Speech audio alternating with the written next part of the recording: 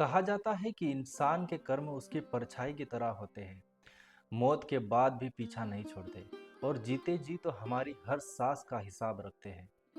जो बीज आज बो रहे हो उसकी फसल कल तुम्हें ही काटनी पड़ेगी, चाहे वो सुख का फल हो या फिर पछतावे के कांटे। हम अक्सर सोचते हैं हमारे साथ ही बुरा क्यों हो रहा है।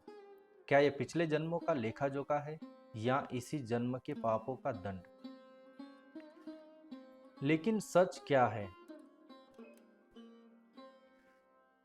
परमात्मा की अदालत में देर हो सकती है लेकिन अंधेर कभी नहीं। तो चलो इसे एक कहानी से समझते हैं। रामनगर गांव की सावित्री पति को खोने के बाद उसने अपना पूरा जीवन अपने इकलौते बेटे श्रवण के नाम कर दिया। उसने वो सब किया जो एक आम इंसान सोच भी नहीं सकता। कड़कती धूप में मजदूरी की, खुद भूखे पेट सोई, फटी साड़ियों में गुजारा किया, लेकिन बेटे को शहर के सबसे बड़े स्कूल में पढ़ाया। वो उसे अपने बुढ़ापे की एकमात्र लाठी मानती थी, लेकिन सावित्री के इस त्याग के पीछे उसकी जवानी का एक काला अध्याय भी छुपा हुआ था। और वो है, जब वो खुद बहू थी तब उसने अपनी बूढ़ी सास को बहुत सताया था। एक बार उसकी सास ने पीने के लिए पानी मांगा और ओढ़ने के लिए एक कंबल मांगा तो सावित्री ने उन्हें धक्का देकर नीचे गिरा दिया और लातों से पीटने लगी और कह दिया, ये बूढ़ापा कब खत्म होगा तेरा, मरती क्यों नहीं है तू। उस समय शायद उसे लगा होगा बात वहीं खत्म हो गई, लेकिन ऐसा नहीं था। क्योंकि गीता में भगवान श्री कृष्ण कहते हैं ना, त्रिविधम नरकस्येदम द्वारम नाशनमात्मनः कामः क्रोधस्तथा लोभः। यानी काम, क्रोध और लोभ ये तीन नरक के द्वार हैं जो आत्मा को पूरी तरह बर्बाद कर देते हैं। और कर्म का नियम इतना अटल है कि इससे देवता भी नहीं बच पाए। महाभारत में भी एक ऐसा ही प्रसंग मिलता है।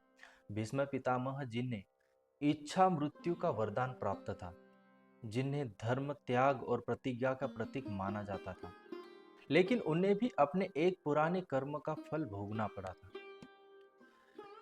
कहा जाता है कि एक पूर्व जन्म में उन्होंने एक छोटे से जीव को बाण से घायल कर दिया था और वह जीव कई दिनों तक तड़पता रहा।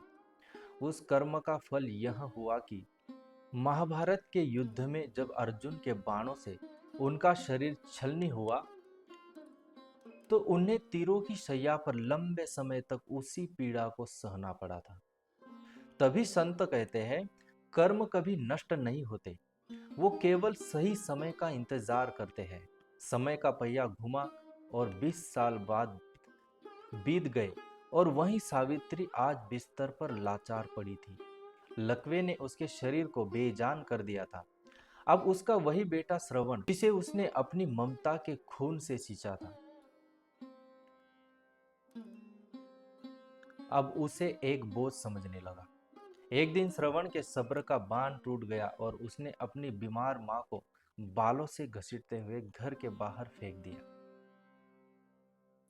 और उसकी पत्नी ने भी इंसानियत को ताक पर रख दिया। सावित्री का दाना पानी कम कर दिया ताकि गंदगी साफ करने का झंझट न रहे। उसी अपमान और भूख के बीच सावित्री ने तड़पते हुए दम तोड़ दिया। लेकिन कहते हैं ना, परमात्मा का न्याय अभी बाकी था। 15 साल बाद श्रवण खुद उसी हालत में आ गया जहां उसकी मां थी।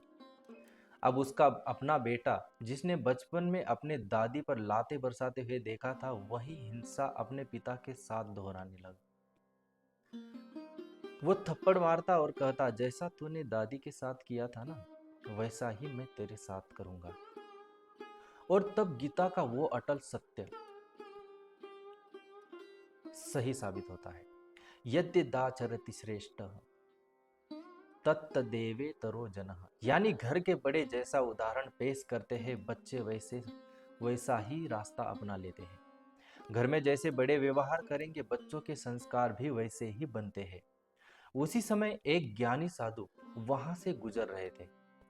उन्होंने बेटे को अपने पिता पर हाथ उठाते देखा और उसे रोकते हुए कहा, बेटा तू न्याय नहीं कर रहा, तू अपने बच्चों के लिए नर्क का नया रास्ता तैयार कर रहा है। अगर आज तूने इस जंजीर को नहीं तोड़ा ना, तो कल तेरे बच्चे तुझे इसी बिस्तर पर पीटेंगे। क्योंकि कर्म का हिसाब परमात्मा कर चुके हैं। सेवा करके तू अपना आने वाला कल बचा सकता है, क्योंकि ये प्रकृति का सीधा नियम है। जो बोते हैं वही काटना पड़ता है। एक छोटा सा बीज बोते हैं हम, तो 1000 गुना बनकर वापस हमें मिलता है। एक पहाड़ से आवाज लगाओ तो वही आवाज कई गुना होकर वापस लौटती है। साधु की बातों ने उसके मन को बदल दिया और उसने नफरत की उस जंजीर को हमेशा के लिए तोड़ा। और वहां श्रवण का बेटा उससे साधु के चरण में गिर गया और माफी मांगने लगा कि मैं ऐसा कर्म नहीं करूंगा।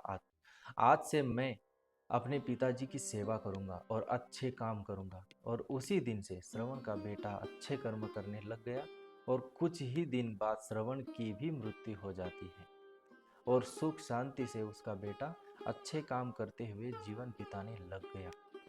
तो यह था कर्मों का जाल, जो कैसे हमारा पीछा करता है। तो हम जो भी कर्म करते हैं उसका फल हमें मिलना ही होता है, चाहे आज मिले या फिर कल। कर्म हमेशा लौट के आता है। और इस कहानी का सार बस इतना है, हम जो दुनिया को देते हैं वही हमें वापस मिलता है। बदला लेना आसान है, लेकिन सेवा और माफी से कर्मों के जाल को काटना ही सही समझदारी है। तो आज के लिए बस इतना ही। जय गुरुदेव, जय श्री कृष्ण।